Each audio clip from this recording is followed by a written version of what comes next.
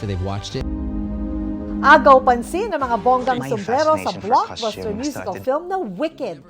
Alam niyo bang maipagmamalaki nating isang Pinoy ang nanguna sa paggawa ng mga ito bilang senior millionaire o hat maker?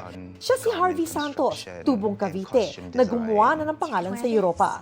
In fact, dumalaw sa kanyang hat exhibit some years back ang reyna ng United Kingdom, the late Queen Elizabeth II.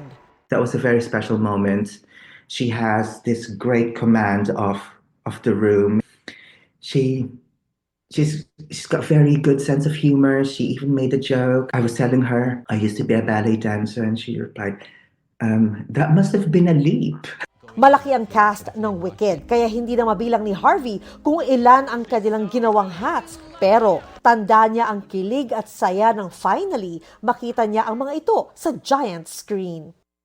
The very first time, the entire team was asked to see a private screening before it went out, and it was insane. We were there. We were crying, not just of the story, but sheer proud, because it's like having a baby. It's like, uy, akin yun. Uy, akin yun. Uy, di ba sa'yo yun?